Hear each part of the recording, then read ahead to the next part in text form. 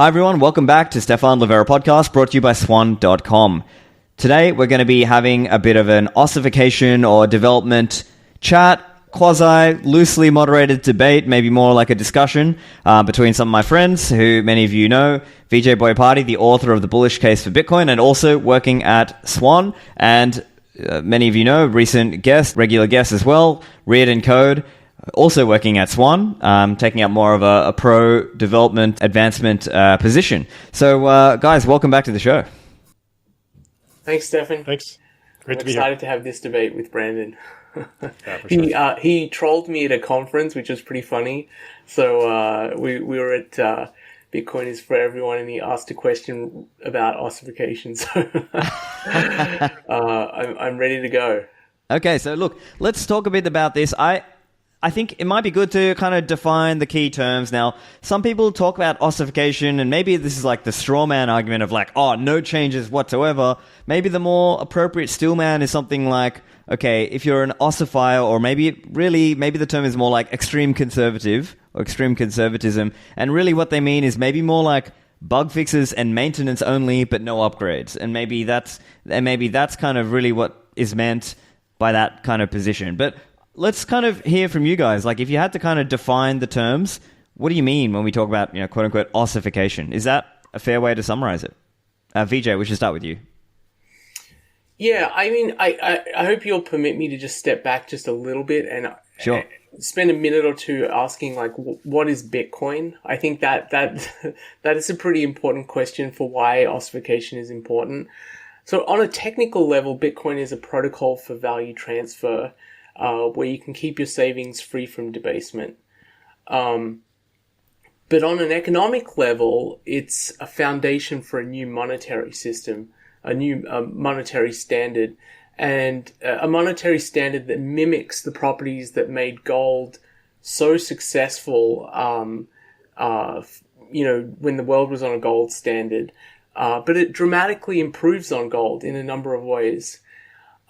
And what I think makes Bitcoin incredibly special and different, and something that hasn't been seen in human history, is it gives us ultimate scarcity. It gives us a system where you know that there'll never be more than 21 million Bitcoins.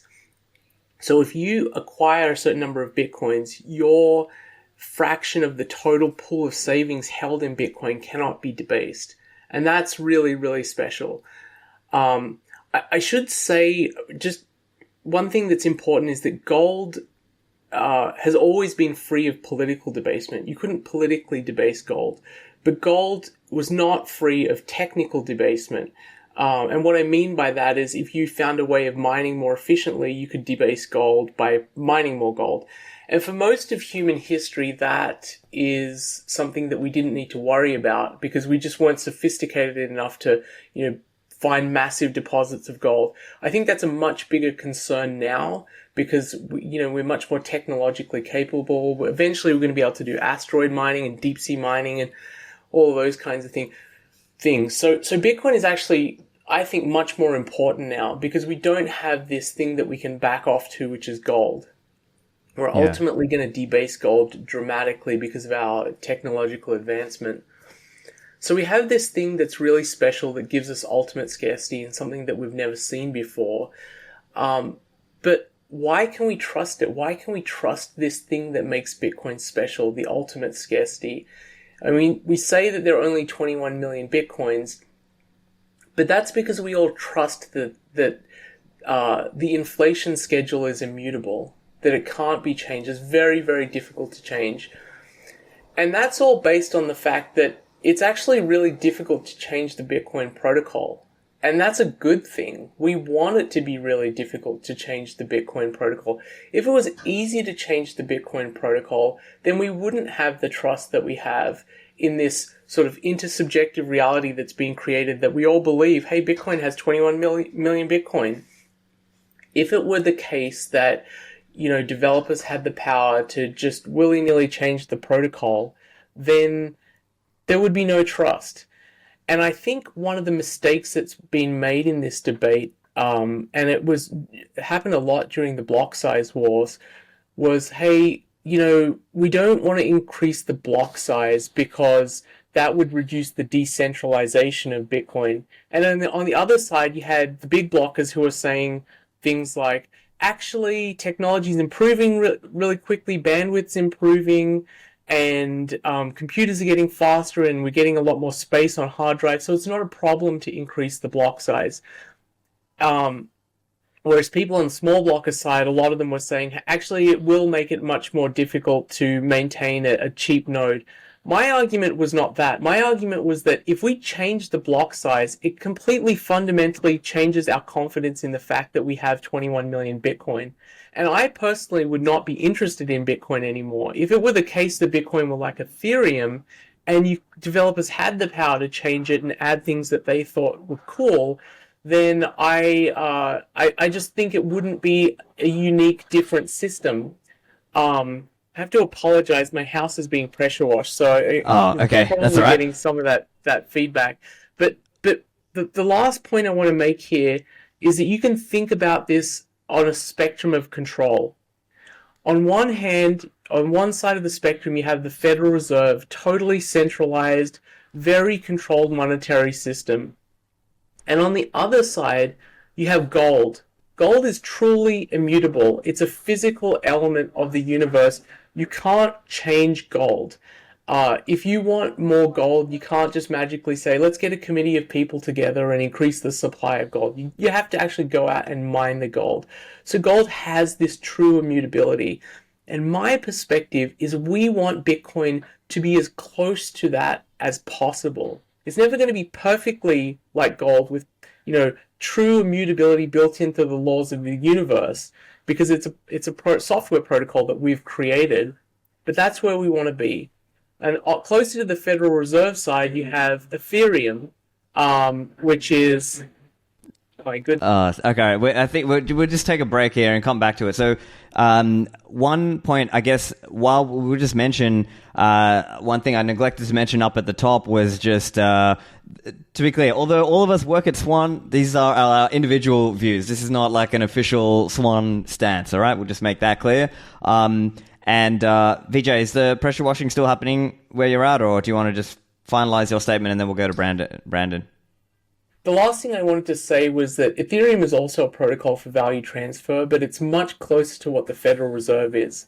A sort of centralized system where you have developers with a lot of control, and if they want to change the inflation schedule, they can. And one of the arguments that the Ethereum folks say is that actually we have a more deflationary schedule than Bitcoin. We're, what do they call it? Ultrasound money. But the fact that they have a more deflationary schedule doesn't matter, because there's no confidence in the inflation schedule, because that inflation schedule can be changed in the future. So my overarching point here is that the ability to change the protocol reduces confidence in the inflation schedule. No matter how well-intentioned, no matter the benefits that developers say that they could produce from this, it reduces that confidence. And to me, that is the fundamental thing that makes Bitcoin special, and we shouldn't mess with it. Okay, so let's go to Brandon then, get your views. Like, we'll call this, what makes Bitcoin special from your perspective? Where would you disagree with Vijay? Yeah, I mean, as you might expect, I agree with almost everything Vijay said. You're exactly spot on in terms of Bitcoin needs to be better than gold in important ways, and it can't give up, at least as close as practicable, the properties of gold in terms of not being able to be messed with by humans, right? We absolute agreement. So start there. We mostly agree, as you might expect. We've both been in Bitcoin for a long time. We kind of know what we're here for. Just to put a stronger statement on that, Vijay's article, The Bullish Case for Bitcoin, is what drove me to start working full-time in Bitcoin, right? So absolutely, we are largely on the same page. I think the thing that I will just add as an additional necessary property for Bitcoin in order, I suppose two, in order for it to serve this function that we all want it to for the future of humanity, frankly, is it must be verifiable. And that's, I think, the property that was retained through the block size war, where because we had this war to keep the Bitcoin growth of the chain slow enough that people could still verify it, we maintained the property of verifiable. Anybody who can afford a Raspberry Pi bickering on Twitter aside at the moment, but anyone who can afford a Raspberry Pi can verify the Bitcoin blockchain from Genesis. So the only thing you are, quote, trusting, Bitcoin is a trust minimized system. You're trusting the original code release with the Genesis block hash in it and the proof of work algorithm and the proof of work verification in the software. You can read the code. So you're not even trusting the code. You can read that. And so you can verify Bitcoin. And that's a critical property, that verifiability. And that's something that gold doesn't have. It is nearly impossible to verify the current supply of gold. And it's one of the challenges we have with trusting gold as a money right now is that you can't verify how much gold there is above ground. People have ideas about how much, but we literally don't know. It's all estimates. Bitcoin, we know exactly how much Bitcoin has ever been mined, and we know exactly how much will ever be mined. And that's an amazing property that we can verify. And then the other thing that is a critical property, and Vijay touched on it, but I think he kind of then put it off to the side, is the decentralization. In order for Bitcoin to have the properties we just talked about, all of those properties, transferable, storable, divisible, verifiable, predictable supply, the only way it has those properties is through the decentralization. And in the block size war, we maintained decentralization of verifiability. But if we don't also maintain decentralization of economic strength, that can also debase any of the other properties. We saw in the block size war, it was probably one of the key battles or the key wins that swung the block size war towards not changing that critical property of the protocol, which I think Vijay is right, that a big part of that win was about retaining control, not about whether it's 2 megabytes or 1 megabyte or 4 megabytes. It doesn't really matter. The control was critical there. And one of the key battles was when Bitcoin holders started dumping their future rights to Bitcoin with twice the block size on markets. If they had not done that, the miners were basically ready to activate the larger block size. But when the miners saw that the coin with the larger blocks was worth less because of the market actions of participants, they got scared, and rightfully so, right? That's the game theory of Bitcoin playing out live before our eyes. And so that action on the markets is critical. And if we have a situation where Bitcoin's holding is centralized among a few actors, among Saylor and BlackRock and Coinbase, if they hold all the Bitcoin, then in a future fork, we lose control. We don't have control if people can't hold their own Bitcoin and fight in those wars. Okay, so where are the main points that you would say you disagree with Vijay, though? Right. So where I disagree here is that in order to retain that decentralization of ownership, we have to do more with Bitcoin. We won the block size war to protect decentralization of verification. But right now, Bitcoin is today, and we've talked about this before, Stefan, but it's important to have it here, Bitcoin can only be held by so many entities. Most people use Bitcoin in custodians because it's hard to use Bitcoin in a non-custodial way. And the custodians then are the ones who would have control in a future block size war because they're the ones who could dump the coins on a futures market. And that's explicit in the ETF contracts. How they're structured is that those ETFs have absolute freedom what they do with any fork coin they decide to dump. And so in order for us to have this decentralization, in order for us to have this control, to keep the control in the people, let's say, we have to be able to hold our own Bitcoin. People have to be able to hold it in a non-custodial way. And right now, at most, 1% of the world can hold their own Bitcoin in a non-custodial way. Probably, in my opinion, it's more like 0.1%. And so we have to do things in order to improve that situation. I kind of got lost because I kind of was responding to Vijay. I want to make a couple of other points before I pass it back that relate to kind of responding here. One of them is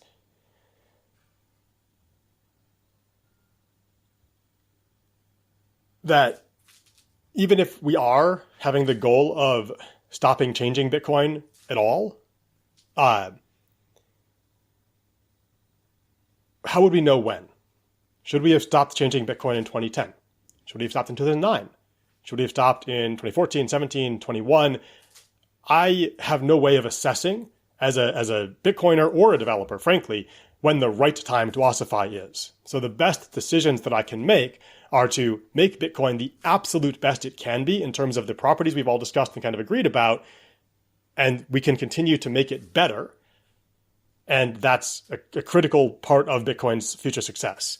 That's one. And the other one that I want to touch on very briefly is Vijay mentioned that if we had raised the block size, that would have been a knock against Bitcoin's ability to hold the hard cap of 21 million.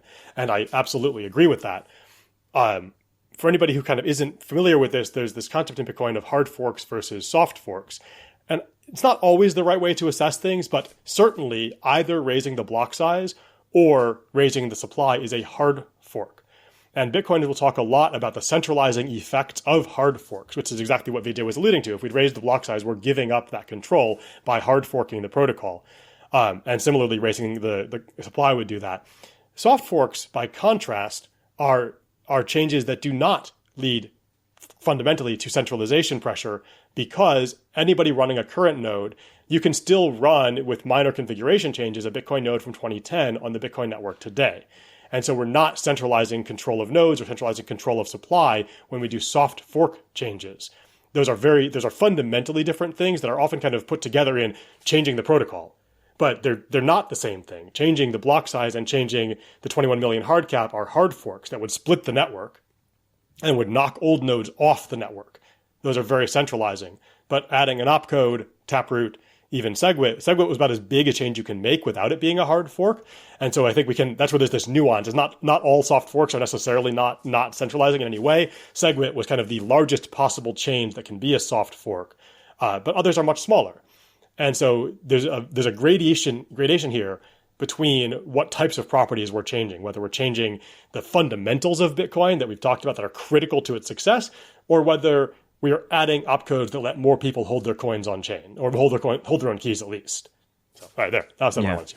Okay, so as I'm reading it, it's essentially, I guess one way to frame it is you're saying nobody here is trying to raise the block size. Maybe that's one thing. Like people here, the discussion nowadays is more about scripting and governance capabilities on Bitcoin that do not relate to block size changes. And so I guess that would probably be the main counter argument. That's what I'm hearing from you, Brandon. So Vijay, any thoughts on this idea? Is, let's say, call it, ballpark 10 to 100 million Lightning banks, corporates, eCash mints, high net worth people, like, is that going to be enough? Can the partial coiners be the ward of the whole coiners here? Like, is that enough to defend the decentralization of the system? What's your view on that? Yeah, I mean, I think it fundamentally comes down to what you think Bitcoin is or should be. And one of the worries I have, this is kind of more high-level comment, is that there's this kind of egalitarian streak that goes through the Bitcoin community and libertarianism in general. And the idea that this has to be for everyone and everyone has to have a UTXO. And I think this sort of showed up earlier on as well in the block size wars, because in the early days of Bitcoin, fees for transfer were essentially zero. And that gave people the sense that, hey, Bitcoin can compete with the credit card network. It's just a really low fee way of transferring value across the globe. And people really attached themselves to that vision, even though Bitcoin was just in its infancy. If you looked at Bitcoin's DNA, which is, I think, its consensus rules, you'd realize that eventually the fees would have to go up. And that vision that people clung to ultimately it didn't match reality, right? And what I worry about a little bit here is that there is this desire, this egalitarian desire to want everyone to control a UTXO and to want Bitcoin to be a tool not just for a new monetary system, but to allow for self-sovereignty as well. And self-sovereignty is a great goal. I mean, I am a libertarian as well, and I think it would be great if everyone could feel completely sovereign over themselves, the fruits of their labor. But ultimately, if Bitcoin doesn't provide for that, we shouldn't kill the golden goose, in a sense, to make it better. That's my concern here. So let me just frame it this way. Sometimes when you choose something, you also have to choose what you're giving up. And in this case, hypothetically, given current, let's say, constraints and technology with Bitcoin, let's just kind of say 1% is kind of the number, roughly, of people who could self-custody, even including for Lightning. Now, hypothetically, let's say, there's a big bull market and there's a big hype cycle coming, and there's all these people who are not able to take on-chain, coins or even Lightning. And at that point, let's say a node costs, call it $300 to run, but actually on-chain fees are running into the multi-$100. At that point, would you be comfortable saying, sorry, like the system has to be defended? Is that basically the point? Would you say, yeah, stiff? Absolutely. And we actually had a podcast talking about this where I sort of, controversially clickbaity said, Bitcoin is not for everyone. And then I explained why it was for everyone. Yeah. And this gets back to the question of what Bitcoin is for. And going back to the early days, I think a lot of people, the community of Bitcoiners in the early days was very strongly libertarian. And I think a lot of Bitcoiners at the time said Bitcoin is for being able to buy drugs anonymously. That was their purpose. And they said Bitcoin is not for anything else. For me, from the very early days, my vision of what Bitcoin is has not changed since the early days, is that Bitcoin is a new monetary system. It's giving us the ability to create a new monetary system without inflation. And to me, this kind of large-scale benefit of having a non-inflationary monetary system, a gold 2.0, something even better than gold, supersedes everything else. It's more important than, if you want to go buy pot, that's great. And the fact that Bitcoin may not be ideal for that, I think you kind of just have to deal with it. You have to find another way to get around that.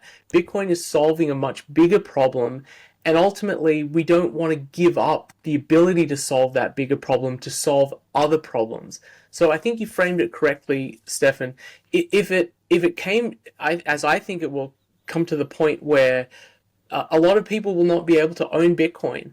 And I go back to give an analogy of the gold standard, where people sort of have this view of the gold standard where everyone was walking around with bars of gold. That's not the case. Like, most people didn't have gold. They had maybe a promissory note on gold, but most people did not have bricks of gold. Maybe a few super rich people had bricks of gold, like Rockefeller or Carnegie. They had bricks of gold. But usually the gold was used as a means of settlement between financial institutions.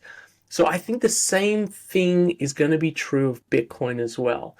It's going to be this great backbone amongst financial institutions to transfer value quickly. And maybe there'll be the people who are involved in Bitcoin now, they will be the Carnegies and the Rockefellers, and they will be privileged enough to have a UTXO that they can transfer on chain. Most other people will be interacting with Bitcoin through financial institutions. The benefit is that there'll be way more financial institutions. The base chain is already capable of supporting millions of financial institutions. So it will be easier to have that level of decentralization. Okay. But I think, you're correct. I will not sort of hide behind an idea that Bitcoin, I think eventually everyone will have some Bitcoin. No, I will tell you that I think most people will not have a UTXO that they will control directly. Yeah. Okay. So then, Brandon, I guess let me put the question back to you. I presume Vijay's pathway there is a failure mode for you in a sense that you believe that would not be enough, right? 1% would not be enough. And actually curious, would you say the threshold should be 10%? 50%? 100%? What is kind of the success or failure mode for you if you would see that as not good enough? Yeah, I think there's I love the question, and I'd written down some notes for this, and one of the things I put in there is this idea of sufficiently decentralized. In order for Bitcoin to have the properties of the predictable supply and to remain verifiable, it must be sufficiently decentralized. Now, there's no way I can say I think 10% or I think 50%. Vijay can say 1% or 0.1%. We actually can't know that. That's a literally unknowable thing. We exist in the real world. What I can say is that I am not willing to risk Bitcoin not being sufficiently decentralized if there's anything in my power that I can do to increase its decentralization. And that's because all the other properties, like Vijay referenced, the everything, all those critical properties of a new money system, all of that rests on the pillar of sufficient decentralization. So I will never, ever sacrifice decentralization. So I guess to ask the question in a more direct way, would you, if we only ever get 1% of the population able to self-custody, has Bitcoin failed in your perspective, Brandon? I don't know. I think, and this is an I think, that will create a new elite, which will usher in a new Gilded Age for somewhere between 20 and 70 years, at the end of which we will be back where we are today. A new elite that has degraded and gone to bread and circuses, as all elites do. This, like many elites, right? Think about the elite founding of this country. This country is an amazing place. I'm in the US of A, if anyone didn't know. It's an amazing, wonderful place that had 100 years of really amazing growth in human flourishing and freedom on the back of a new elite that had certain ideals about liberty. And certainly Bitcoin would usher in a new elite. Many of us in the Bitcoin space right now have those ideals as well of liberty. And then it would go, I think, the same way as past elites have gone. If Bitcoin's only held by 1%, right? We always talk about the 1%, the upper crust of society, all that kind of thing. Yeah. Okay. All right. So let's talk a little bit then about exactly what we mean by ossification, right? So coming back to what I was saying before, I think probably the real, let's say, steelman of the ossification argument, or let's say extreme conservative argument, is more like, let's have bug fixes and maintenance only, but no upgrades. I think that would be sort of a summation of that argument, as opposed to, let's say, the straw man of that, which is kind of like you technical rube, you don't understand that Bitcoin needs updates to, So I guess the extreme conservative in this case would probably say, no, keep support for, Mac, Windows, Linux, etc., but no upgrades in functionality and no consensus changes other than if Bitcoin is about to die, right? Like if it's some kind of the Linux timestamp bug or the Unix timestamp bug or something like that in the year 2100 or whatever, something like that. Is that how you're viewing it, Vijay, or do you have a different way that you would frame it? Yeah, I think that's a really good way of saying it. The wording I would use is that we should only change Bitcoin in gravest extreme. At the point at which we are convinced, as the participants in the network are convinced that if we do not change Bitcoin, the whole project dies. And one of the things I actually take a lot of hope with is the fact that we can individually achieve ossification in a sense by just not upgrading our Bitcoin node and just saying, look, what the place I want to get to is that developers, when they make a change, have to make a case. They have to make a case to the community of people running nodes. This is critically important for you to upgrade. And where I want to be is we have a community of economic participants in the network who are extremely skeptical.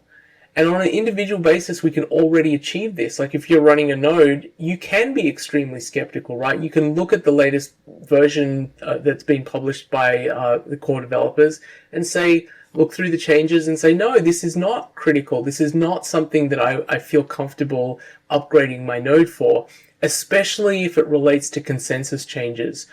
And what I worry about a little bit is that there can be a bundling of things which are technically important, like improving the efficiency and the speed of the node, with potential consensus changes or potential soft forks. And Brandon has talked a lot about decentralization and its importance, and I think he's absolutely correct. But I think one piece of the puzzle here in terms of decentralization is developer control.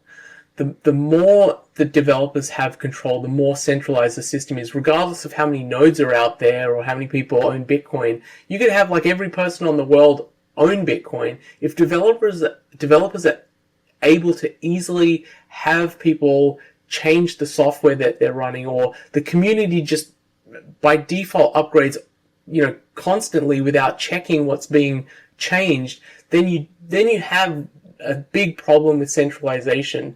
And so, on the spectrum of control, You can also look at the history of Bitcoin, where in the beginning Satoshi was God, right? He could change things really easily, and he put in the block size limit fairly early on. Then it became harder to change, and then you had the block size wars, where we managed to fight off a hard fork, but it's still possible to do soft forks. Eventually, where you want to get is that developers have very little or no control. The control is essentially the economic participants in the network. And they say, look, I'm just not interested in any more changes from developers. They can go and play with the code as much as they want. They can propose soft forks for doing all sorts of things. But most of the participants say, no, I don't want to do that. And that's where I hope we get. And I want to encourage people to think about it that way, that as a participant in the network, I am not going to accept changes unless the developers make a very strong case that this is critically important. Back to the show in a moment. The lead sponsor of this show is Swan.com, and Swan has a mission to onboard millions of people into Bitcoin. I also work at Swan, helping on some educational content for the team. Now, the team have also put out a new version of the Swan Bitcoin application, which is available on your smartphone, whether it's Apple or Android. Now, this app has a really fast onboarding experience. It's now just a few minutes to go from zero to Bitcoin. So if you are standing there with your family or friends and you might have been having trouble trying to get them onboarded, well, try this now. Recommend Swan Bitcoin. And you can do this while you're standing next to them. They can click through, and most of them will be able to set up and do this in just a few minutes. Also, the team at Swan have rolled out a new promotion. There are 0 fees on your first $10,000 of Bitcoin buys. So this is a great way to go from zero to Bitcoin, and in a guided and managed way. So reminder, go to your App Store or Play Store and search Swan Bitcoin to get onboarded with Bitcoin today. This show brought to you by CoinKite.com, the creators of the best Bitcoin hardware security devices, such as the Coldcard Mark IV and the new Coldcard Q. Now, we use Bitcoin hardware security devices to keep our keys offline, our private keys offline. Now, the way these work is you can do that setup, write down your 12 or 24 words on the seed word cards, and keep that secure. Now, you can use this device to interact with the Bitcoin network using software such as Sparrow Wallet, Electrum, or Vector Desktop, or Nunchuck as a few examples. Now, you have a range of security features that you can use with these devices, such as passphrases, you can use seed XOR, or my favorite is multi-signature. Now, if you're starting in a basic way, just start with the device and the USB-C cable, plug it directly to the computer and use it that way, and then later improve your setup. But I believe these devices are great at helping secure your coins, especially as you start to migrate up into multi-signature security. But don't be disheartened or don't be scared away. They are accessible, and I think you actually do learn about Bitcoin in the process. So to get yours, go to coinkite.com, use code Livera to get a discount on your cold card. This show also brought to you by mempool.space, the leading Bitcoin and blockchain visualizer. I use it all the time when I'm checking transaction fees and trying to understand what is the state of Bitcoin's mempool. You can search transactions, historical as well as unconfirmed ones, and also see a great way to visualize things across the Lightning Network, Liquid, mining, and so much more. Also, for those of you with an enterprise, they offer a mempool.space enterprise program. So for those of you as part of that enterprise program, you might want to get increased API limits, and you might want to have increased access to the team in terms of feature requests. You might want to have special branding in terms of how your custom instance of mempool.space looks. So to sign up for that, go to mempool.space/enterprise. And now, back to the show. Okay, yeah, so I'll just quickly point out here that, yes, of course, people should be wary and skeptical about what code they run, but at the same time, there's a practical reality where I think I start to see sometimes the sentiment of people saying, I'm just not going to upgrade my Bitcoin Core node.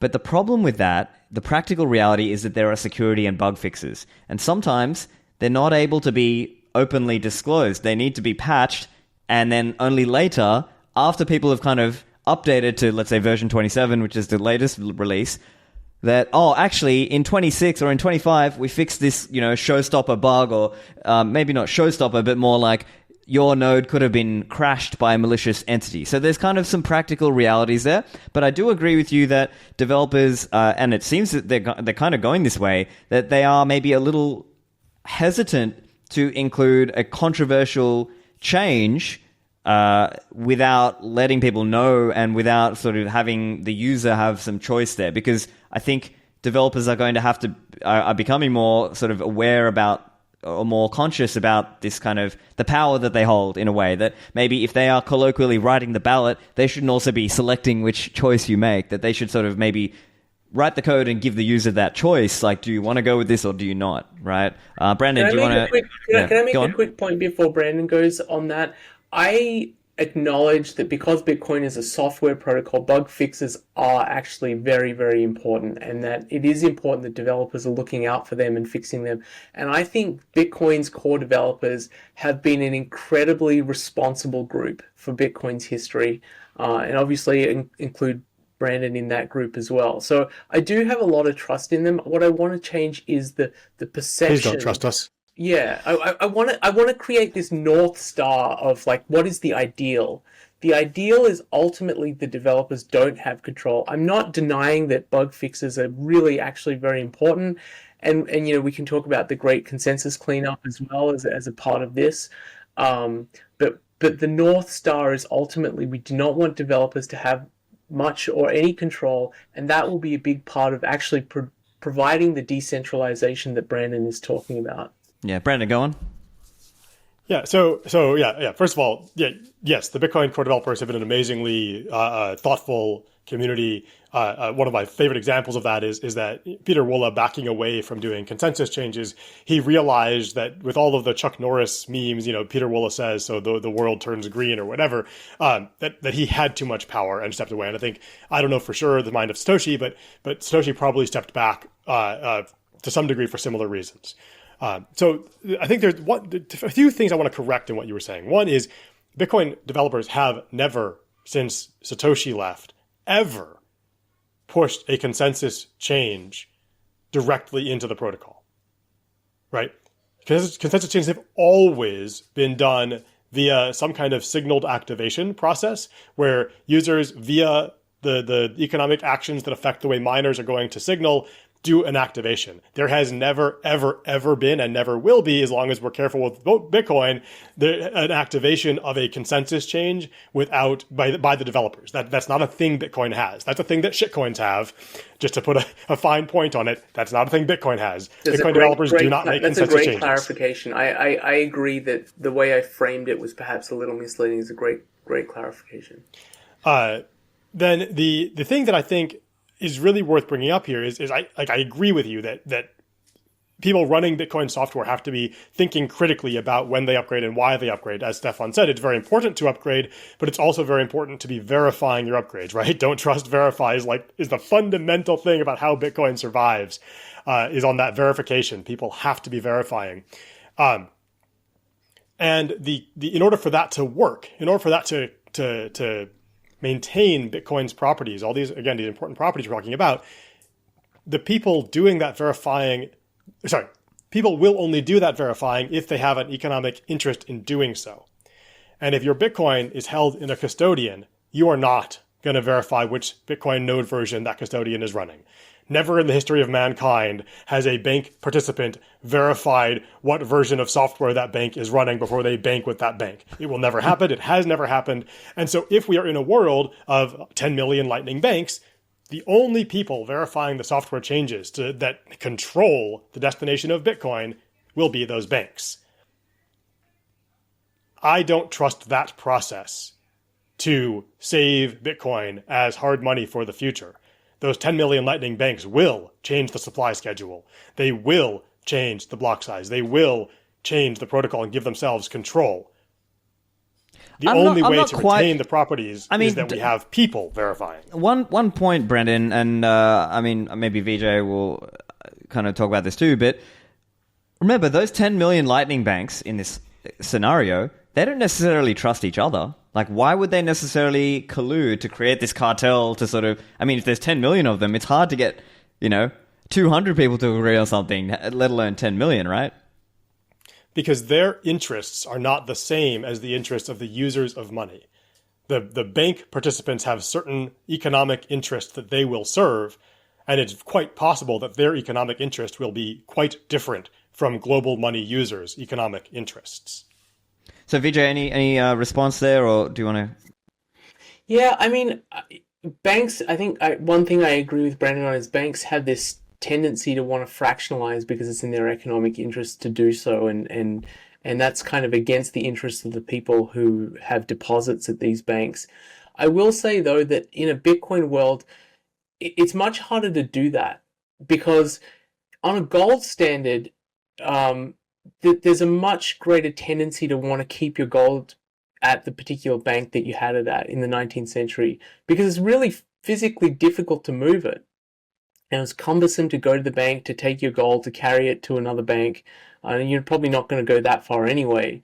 With Bitcoin, you don't have any of those problems. Like you will have bank runs so much faster on a Bitcoin standard from banks acting in a way that is against the interests of the people who are using them, that I think that provides much more of an economic constraint than gold did on the banks of the 19th century.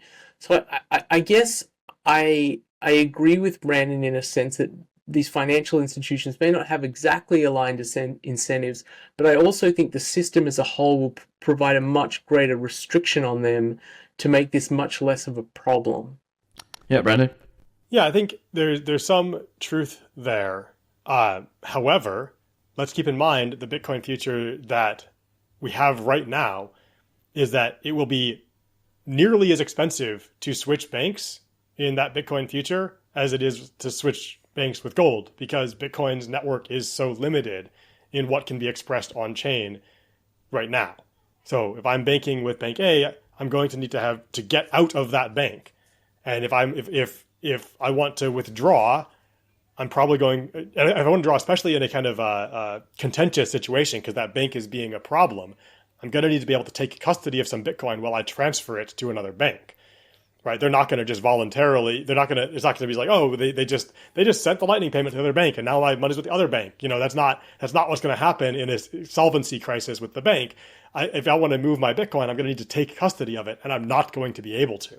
Yeah, so I guess is it just going to be a case of a lot of people are just going to get rugged and have to learn the hard way, and the system will periodically have these ruggings or fractional reservings, and people get wrecked. So I think it'll be a new stable system, much like what we have today, where the banks will gain control of the money system as they did with the gold system, and they will then change the money system to serve their interests.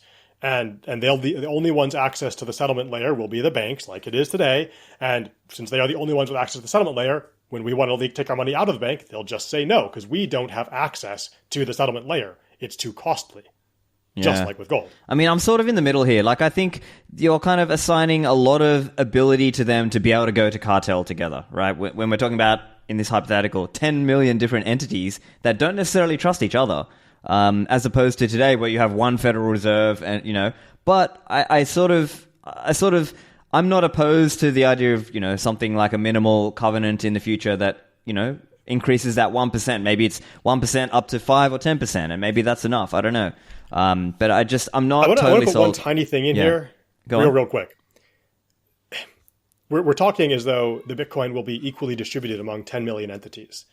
The reality is that these things follow power laws. We have one entity right now who controls 1% of all the Bitcoin supply. We have the next 4 entities that control 10% or something like that. Or the other, in total, 5 or 10 entities control 10% of all Bitcoin.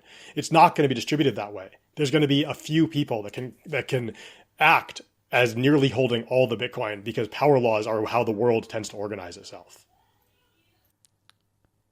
It's a fair point. Vijay, any response here, or do you want to move on to some other questions I've got? I think there are two sides to the coin Brandon is talking about. One is the perspective he's given that these financial institutions will gain control over Bitcoin. I take the other side of that coin and view Bitcoin as kind of this Trojan horse that's going to take over these financial institutions and alter the way they think about money. One of the big worries I had, and one of the, I think, big open questions about Bitcoin was whether it would face a nation state attack. I thought that was the last major risk to Bitcoin. And I feel like that risk, I thought that question of whether that risk would, play out has been answered. I thought it would be answered in the next 5 years, and I think it's already been answered. I think the approval of the Bitcoin ETFs have let the Trojan horse into the walls of Troy, to go with that analogy. And the big risk now is that we're inside the walls of Troy and we can take control of the monetary system because they've let us in, but we burn ourselves down inside the Trojan horse because we make a mistake and really destroy the opportunity we have here. So I actually view it as us taking over the financial system and transforming it from within, and providing a non-inflationary money which changes the way that bankers think about banking. There will be financial institutions, but I think it's kind of a mistake. My point here is it's a mistake to believe that they will necessarily act in the way that current financial institutions under a fiat standard act. I think they will act differently because Bitcoin will transform them. So it'll be a new Gilded Age, and it'll last for a generation or maybe two. I mean, that's like I don't see how the Gilded Age also transformed finance and transformed the world in an incredibly positive way. I think Bitcoin will also do that. Even if we leave it alone right now, we'll have a generation or two of transformative time. But there's nothing right now that prevents Bitcoin from doing the exact same thing as Bitcoin because of the same basic problem, which is the difficulty of taking self-custody of the coin in practical real world applications. Yeah, I'm not quite sold there, but I'm okay. But let's move on to another question area, because I don't want to sort of spend all the time on this one question. Maybe a question more to you, Brandon, around safety and assuring the safety of these things, right? So there's been a lot of discussion about spam, inscriptions, and so on, all these other BRC20 stamps, runes, etc. Now, a lot of people are sort of saying, "Oh, look, this is like an unknown consequence or an unforeseen result of having Taproot," and I guess one concern a lot of people have had is MEV or MEVL, as Matt Corella calls it, or centralizing MEV, as you call it. Now, do you want to just spell out why, in your view, some of these covenant ideas won't cause this kind of unknown or this kind of centralizing MEV? Yeah, first on the unknown, as I already said, and it's, I think, really important for us as Bitcoiners to verify that, the SegWit change to Bitcoin was about the largest possible category of change you can make as a soft fork. And so in the SegWit change, we ended up changing the effective block size. And many are currently arguing that was a mistake. And I'm actually totally open to that point of view, that changing the effective block size with SegWit was a breach, let's say, of kind of the fundamentals. It was early days for Bitcoin when this was done. Things were a bit different than they are now. I'm not saying it was a true mistake, but it certainly could be viewed as a breach of the fundamentals. So people that are feeling that way are I think right. But other changes that there's a spectrum of changes being talked about right now in the wider upgrading Bitcoin space, and they range from the basically impossible to have unknown unknowns. I mean, you could never rule out unknown unknowns because they're unknown unknowns, but the surface area of the change is so incredibly small that it's very difficult for it to have an unknown unknown.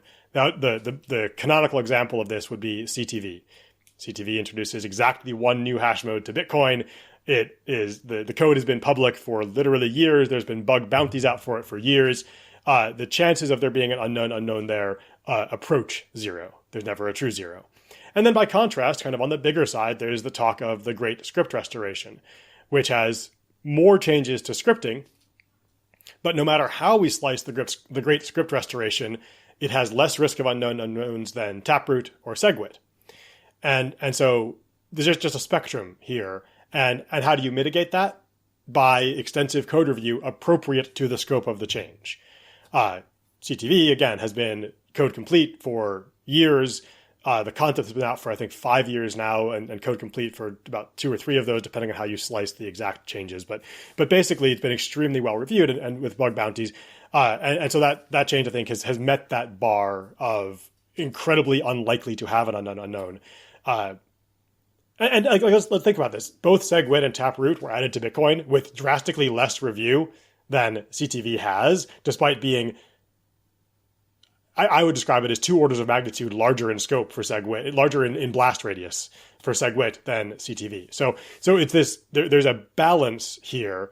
And so the best we can do, kind of going back to my point earlier about when do you ossify, is to apply our absolute best engineering techniques, have the changes reviewed by as many people as we possibly can, be as confident as possible about the safety of these things to avoid unknown unknowns, and to put them out to the community and the economic nodes then to decide whether they have reached that bar sufficiently. So that's, I think, the path here. We can't, as developers, we can never give you a guarantee, but we can show here's the proof of work that we did in validating these changes appropriately for the scope of their change. Yeah. And then on the MEV or centralizing MEV, I believe one of the concerns people are raising is, can it create some kind of AMM, automated market maker, or some kind of drive chain, hash rate, escrow, and could that create some form of MEV that bleeds through to the L1 and centralizes the Bitcoin miners? I know this is something you've been talking about recently and saying, as I understand, you were a bit more skeptical of it, but now you think that it's not really a big risk. Yeah, an incredibly important topic in changing Bitcoin. Just to kind of put it in perspective, if Bitcoin were to be given to retain its general decentralization as it is right now in terms of the code and the developers, but we were to give it 12-second blocks and flexible block size and, let's say, opcat, I think we would probably find ourselves one more thing, and some ability to have tokens verified in the protocol as Bitcoin Cash or Ethereum have. If we were to give it those 4 properties, I think we could be pretty guaranteed to have trouble with MEV as we see in other coins like Solana, Ethereum, etc. So how do we know that we're fairly safe from that kind of centralizing MEV effect? And again, there's no knowing for sure. We're developers. We're doing the best we can to be certain. We can look at what properties all of the coins that have these problems have. They all have faster blocks. They all have some way for scripts to verify the state of other tokens than the native token. They all have recursive covenant type properties.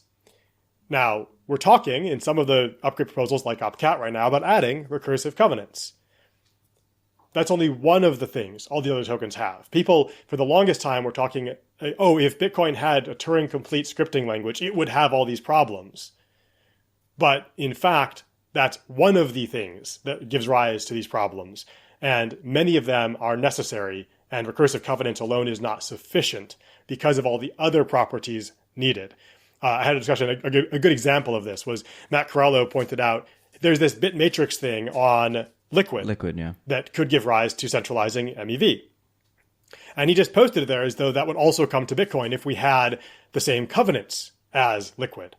But I went and looked at the actual protocol, and it, in practice, strictly requires being able to verify the state of other non-Bitcoin assets in a script, which Bitcoin doesn't have. And I think we can agree, at least on this podcast, that Bitcoin will never kind of have first-class tokens where a Bitcoin script can be like, what's the balance of this token on that address? Like, we'll never do that. We're never going to have tokens be like a fundamental part of Bitcoin. That's not what Bitcoin is. It never will be. All of us would dump the shit token fork of Bitcoin if it added that functionality, right? So we can be very confident about that. And then we can be very confident because of that at least that category of centralizing MEV that happens on other chains can't come to Bitcoin because it'll never have that property. I see, yeah. So it's kind of a more complicated argument around exactly the characteristics of Bitcoin, right? So Bitcoin has 10-minute block time, doesn't have this ability to, I guess, I'm not sure the right way to explain it, but like introspect into a token balance that is not Bitcoin. Now, I know there are kind of protocols that exist today, like RGB as an example, which theoretically, not endorsing, but just saying, theoretically, you can create shitcoins on RGB today. It's client-side validation, and they use TapRet which is kind of, as I understand, it's like a public key tweak, and it's just like otherwise it looks like a normal Taproot transaction. So you couldn't even filter it if you wanted to, right? But as I'm understanding, the kind of introspection you're talking about wouldn't even be able to look into that either. Yeah, exactly. It's client-side validated. There's the key thing you said there. Yeah. There's no way for a script to also validate. Right, because it's like not on the chain per se, yeah. Right, it's not there. The data's not even there to verify. It's client-side validated. Yeah, gotcha. Okay, so essentially the short answer is you think it's not a big risk. Now, okay, yeah. Vijay, do you have any response or any point you want to bring up on this, or do you want to move on to some other points I've got? Well, I just say I trust Brandon's perspective, and I said this on Twitter. I think he is, trust but verify. I think he's forgotten more about the Bitcoin protocol than I know. I do take heart, though, that given all that Brandon said about Opcat and how it's been tested and there are bug bounties and this has been around a really long time, I do take heart from the fact that it is really seems quite difficult to get it into Bitcoin, to have it as an upgrade to Bitcoin. That is kind of suggesting to me we are moving towards what my ideal is.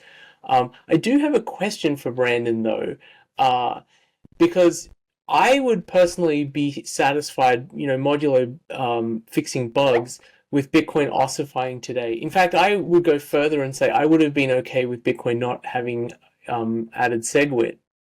And I said this during the blocksize wars as well. So my question is, do you believe there is a point where modulo, again, bug fixes, which I think we all agree are important, that you would say, yep, this is enough, we should stop, we should ossify here? And what would that point be? Would it be we've adopted Opcat, or is the difference between our perspectives merely one of a few extra steps where you would think we should go, or is it there's quite a lot more that needs to be done? I love that question. And I think as I said, we want Bitcoin to be sufficiently decentralized, and we don't know that's not really a destination. I think at some point we'll probably run out of things to do that we can make an argument for this gives us additional decentralization. So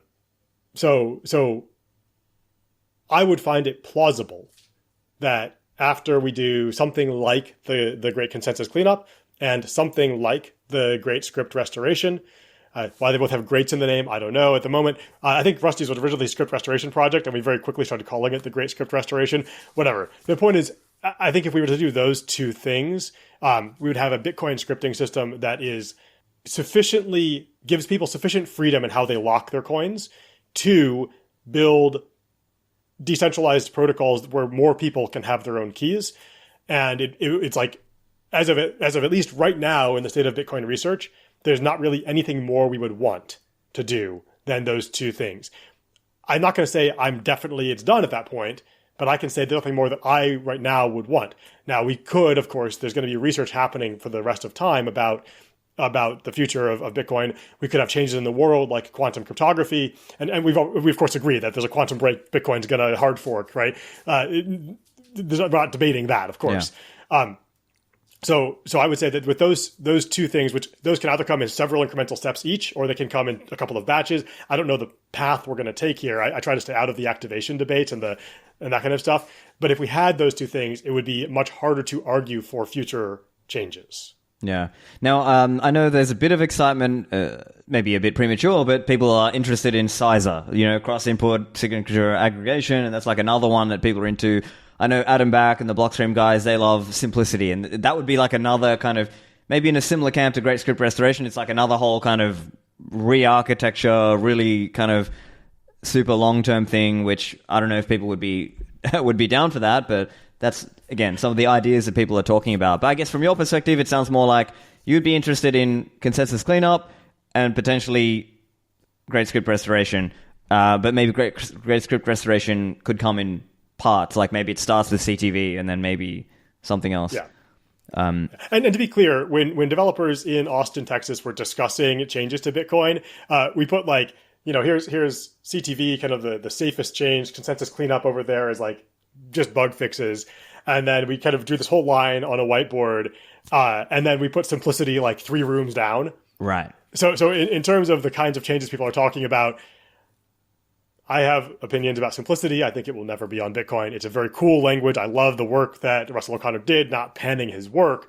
I don't think it'll ever come to Bitcoin. I think it's too much of a rethinking, and we have so much tooling that we've built for Bitcoin that works with the existing Bitcoin script. And one of the great things about script restoration is that it's a kind of big change, but every wallet we already have would need to change like 3 variables, and it would just work with restored script.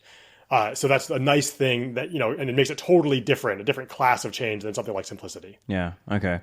One other point I wanted to touch on now, there's been a lot of discussion about 2017, the block size wars, SegWit, and so on.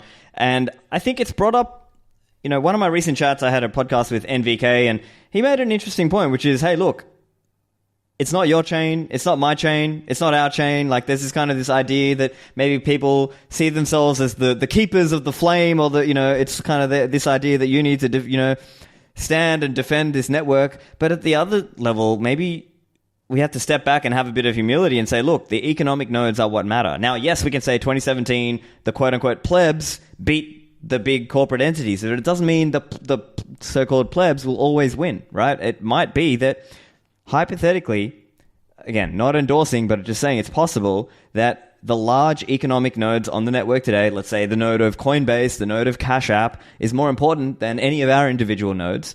And it's hypothetically possible that the economic nodes opt into some change that the quote-unquote plebs don't want. So what do you guys think? Is it our chain? Whose chain is it anyway? I will say that the people who own Bitcoin are the economic stakeholders in Bitcoin. And this is going back to my worry about egalitarianism, is that there are some people who think, well, some poor person in Bangladesh or Africa should have as much right to Bitcoin as everyone else. No, we are like stockholders in a company, and we own Bitcoin. Yeah. And we get to say what Bitcoin is. There is concentration of economic interest in nodes like Coinbase and BlackRock, as you say. But I would point out, though, that the fact that people custody with them doesn't necessarily give them as much control as you think. And this sort of goes to mining pools as well. You can say that mining pools, this sort of very powerful centralizing force, and mining pools could take over Bitcoin, but anyone can switch mining pools quite easily. So it is possible, I think, I imagine, under a Bitcoin world where we have a lot of financial institutions, people will be willing to switch if they start hearing, hey, Coinbase is pushing for this thing that I really don't think is good for Bitcoin. And this is where the plebs come in, where we have a say in explaining to the community of economic holders, this is a really bad idea. And this is how I think we won the block size war. We did a very good job of explaining all of the dangers of doing a hard fork and what it would mean for Bitcoin. Yeah.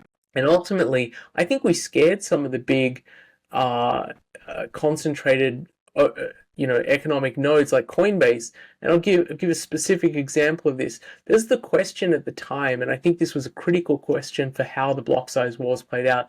Which chain do you label BTC? Like, do you label the SegWit 2x chain BTC, or do you label that 2x, or how do you do that? And one of the arguments that people made was, hey, if you go and slap this BTC label on the 2x chain, I'm going to sue you because you're misleading people that this is the Bitcoin chain. It's not the legacy chain at all. It's this new hard fork chain, and it would be fraud, essentially, to label it. And I think that argument from plebs had an impact. So there is a danger, I will not deny it, in economic concentration among big nodes like Coinbase and BlackRock. But also, we shouldn't go too far and say they have all of this control, which they don't necessarily have, because the people who custody with them also can say, look, you don't get to do stuff with my money that I don't want you to do. Like, if I custody my gold at a bank, you don't get to go and hold big parties with the gold and do stuff that I wouldn't approve of. So we have to balance those two sides. Yeah. Brandon, anything to add there, or do you disagree with anything there? No, I totally agree. And I think that's one of the reasons it's so important to bear in mind the difference between hard forks versus soft forks. Because absolutely, it was a very clear argument to make that if the centralized custodians had labeled 2x coin BTC, they would have been lying. It would have been fraud. And that was very easy to argue to make because it was a hard fork. This was my Bitcoin node that I had when I deposited my Bitcoin would not validate those coins if you were to support the 2x coin. And so it's like, yeah, it's not Bitcoin. And it's very different with soft forks. You can't make that same argument with soft forks because your Bitcoin node would still validate all the coins, even if they supported the soft fork and they ran the forked node, it would still validate all the same chain, the same proof of work, the same chain tip. It would all be the same. So I think I kind of mentioned when I talk about this, we have to be, and I think it also matches up with MEK's point, we have to be very realistic about the difference between hard forks and soft forks and what it takes to resist a hard fork versus a soft fork. Resisting a hard fork, that was kind of the table stakes. That was the starting point for the power of Bitcoin as real decentralized money, and we won. And that was a very powerful moment in Bitcoin's history. If we were to have a soft fork that was to be resisted, I had this argument with Francis from Bull Bitcoin. I think that Bitcoiners would be able to rally similarly and fight certain categories of soft fork. Of the category, if there were to be another SegWit that also expanded the block size through a soft fork today, I think we would absolutely win that war and we would stop that soft fork. However, if someone's talking about adding opcodes, how do you rally the support of people to take risk with their coins, to sell futures against a soft fork and go hard to the mat against opcat?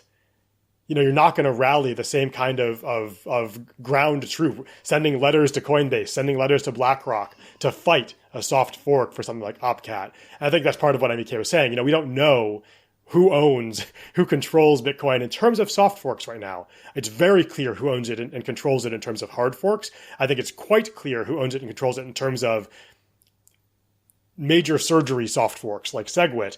But it's not clear at all in terms of smaller soft forks. Right. Yeah. And I think those are fair points to make. I think, if we get another, change, whether it's great consensus cleanup or something else, maybe it would be good to have, 3 options for people out there, right? Like you could have this kind of, I really agree with this change and I'm willing to go to the mat for it. Or the kind of, I reject this change and I'm willing to go to the mat for it. Like I'm willing to get forked off onto the wrong chain. Or I'm a neutral, I'm a fence sitter. If the network goes with it, I'm okay with that. And so there's kind of the neutral normie option, let's say.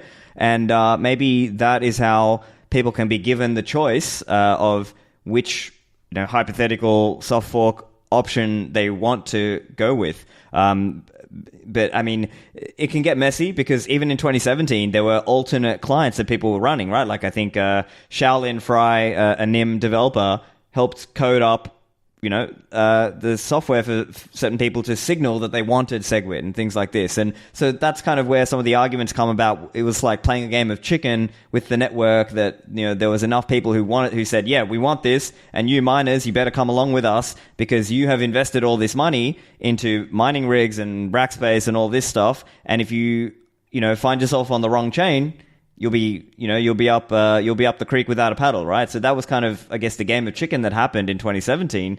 And some people say, some core developers were against that. Like some core developers are saying this is a risk. You could fork the network, it could go out of consensus, and others were sort of more gung ho about it, saying no, like we need to fight back hard. So, any reactions on that?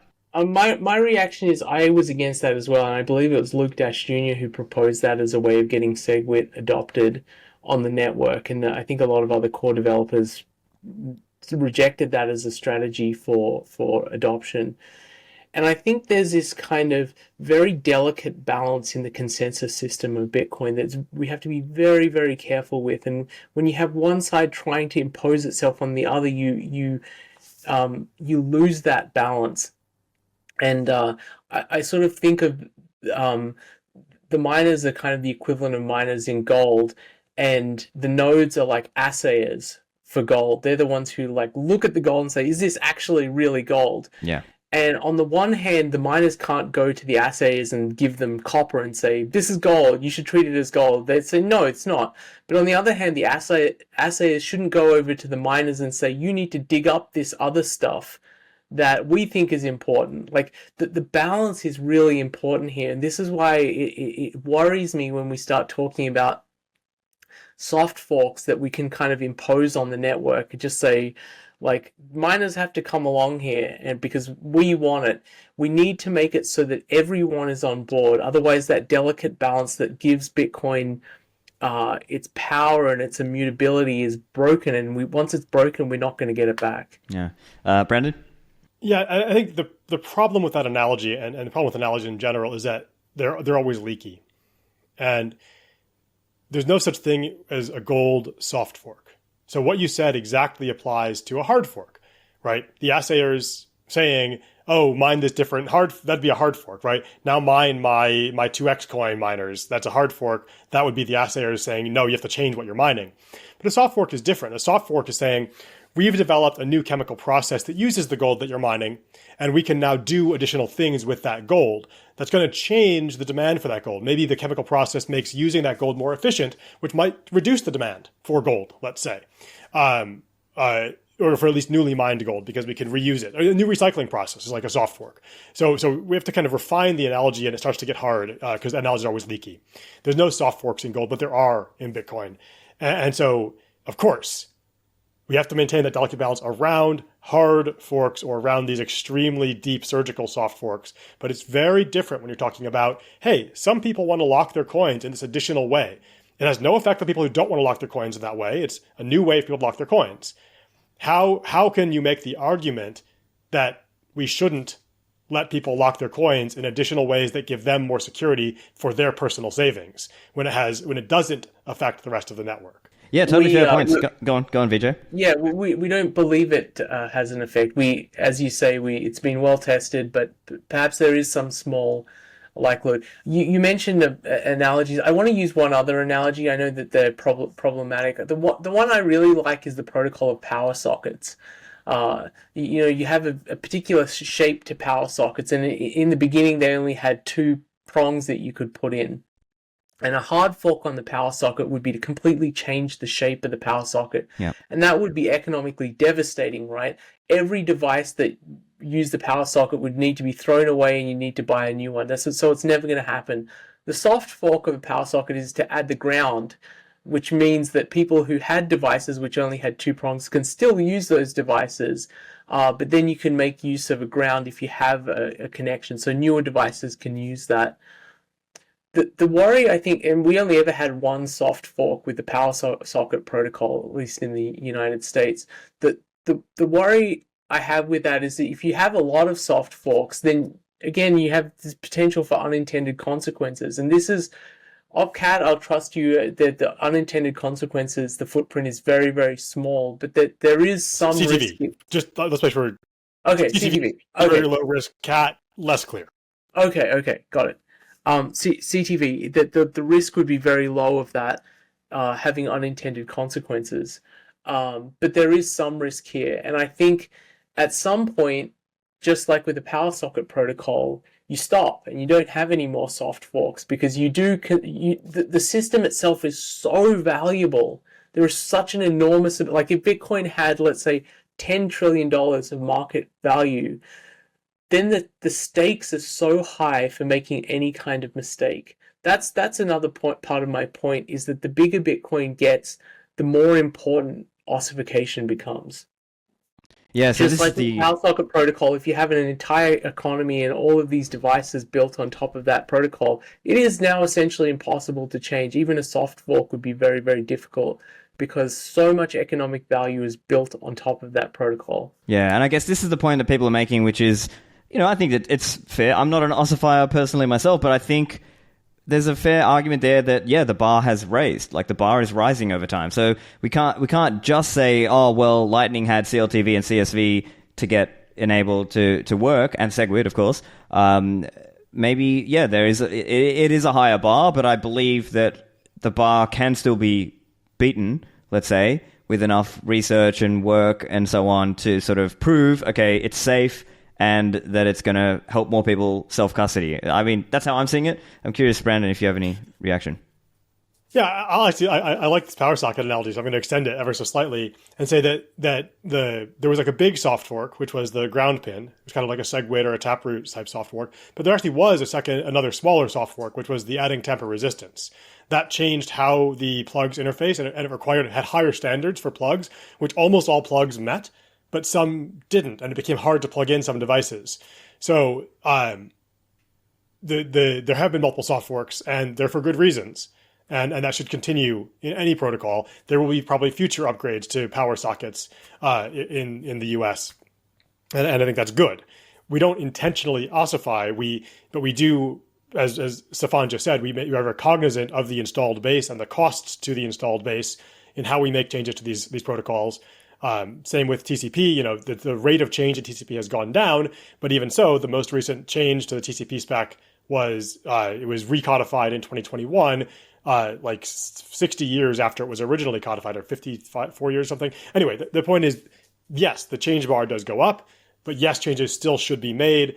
They're going to have to meet higher and higher bars because of the larger installed bases. Yeah, I think that's a really good point. My one counterpoint to that is the difference, I think, between Bitcoin and something like TCP/IP is that it's this confidence that we have in the inflation schedule. I think that's less of a point with TCP/IP. If we lose that confidence because we start to believe that developers have enough control to fiddle with the protocol through soft forks as much as they want, as a community, developers are a very, very small fraction of owners. And they shouldn't have outsized control because, again, that is a part of the decentralization of Bitcoin, is that no particular group has outside influence on the protocol, whether it be miners or economic nodes or developers. And with Bitcoin as a protocol, if we lose confidence in that thing that makes Bitcoin special, the whole thing goes away. So it's not quite like TCP/IP because we have this other variable, which is kind of market confidence in a particular attribute of Bitcoin. Yeah. All right. Well, look, I love that. Let's wrap up here because I know you guys have other meetings and things to get to. So let's take a few minutes each and we'll kind of summarize our thoughts. I guess from my perspective, I think we talk about being load time preference, so we should fix our bugs. I think great consensus cleanup and something like that would be a good first thing to do. Like, I think it would be a good step for us. After that, I personally, I think something like a CTV or an L-enhance, something like a minimal covenant step, personally, I think that would be a good way to go forward. I don't think, but if we hypothetically never get any further upgrades to Bitcoin, I still think we'll probably be okay. That's kind of where I'm at. But do you guys want to just, take a few minutes and kind of summarize your closing thoughts? Sure. I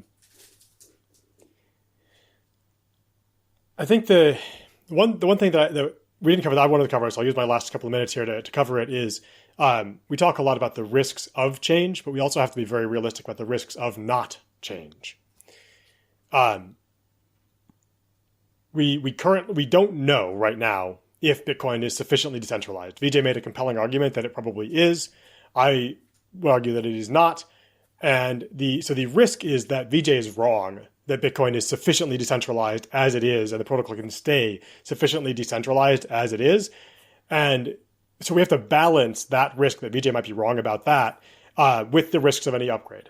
And so certainly there's a balance there, and every individual, trust but verify or don't trust, verify, whatever you want to take on that, has to look at a change and see whether the risk of that change is greater or smaller than the risk of not changing and not being decentralized enough with the protocol as it is. So it's always a balance of risks. And that's why, I think, Stefan, your point of, a smaller change like CTV or Enhance has lower risk and therefore can more easily counterbalance the risk of not changing. And that's frankly also similar. Other folks in the space have said that they're worried about the risks of doing a small change, because if you do a small change, people could build certain types of complex protocols. I've made this argument against CAT, frankly, where because we didn't make a big enough change, people build complex things on top of Bitcoin, which creates actually the centralization pressure we're trying to avoid. So everything is a game of analyzing the risks and seeing how to reduce the risk to the system, whether that's reduce the risk by not changing or reduce the risk by changing to avoid the risk of not changing. The other thing I wanted to say that I thought was worth mentioning is just everyone, please get out there, listen to the content that Stefan puts out about this, he has me and everyone else and Vijay on his podcast and Rusty, and does incredible technical content. So you can have your own opinions about this. Don't trust me, don't trust Vijay, don't trust Stefan. Listen to people actually talking about these things because you can think for yourself, and that's what Bitcoin's all about. Right, Vijay. I think firstly, I'd like to say I think it's been a great debate. I'm glad this discussion is happening. I didn't talk about this very much because I didn't think it needed to be talked about much after the blocksize wars, and I feel like Bitcoin was saved during the blocksize wars, and it became something that I thought could not be messed with. But I think now this discussion is coming back up again because of the potential changes that people want to make to Bitcoin. That's why I am making my voice heard a little bit on this issue. Really what I want is to change or shift the culture a little bit more toward ossification. I think Brandon and I are actually not that far apart. Maybe he would want some things that I don't think necessarily needed. But ultimately, I think what I want is the culture among economic nodes to be that we don't want to adopt any changes from developers unless they can give us an extremely compelling justification. This is critically important to Bitcoin's success in the future, and its stability and its security. It needs to be all of those things. What we have here is a foundation for a new monetary system, and I think we have weathered so many challenges and so many risks, and I think we have now weathered the risk of nation-state attack. And I would hate to be, to use an American football analogy, to be at the 1 yard line and to fumble the ball, because we are so close, I think, to being the Trojan horse that gets in the walls of Troy, the financial system, and transforming it from within. In a way that I think is going to benefit all of humanity. So we need to be extremely careful, and we really need to be very skeptical when developers say something is important or should be adopted on Bitcoin. We should take the stance of, not that we think that they're bad people in any way. I have a very high opinion of Bitcoin developers given their history and the prudence that they've shown. But we need to have an extremely high standard when they propose a change, that we are willing to adopt it and to potentially shoot ourselves in the foot and destroy a system that could transform the world. Great. Well, let's leave it there, listeners. I will put all the links in the show notes. So, of course, go follow Vijay. Check out his book, swan.com/bullish. And Reardencode's got a bunch of content out there. I will link to your social media and stuff, guys. Vijay and Brandon, thanks for joining me. Thanks so much. Stephen. I hope you enjoyed the show. If you did, make sure to give it a thumbs up and share it out there with your family and friends. Check out my website at stefanlivera.com, and I will see you in the Citadels.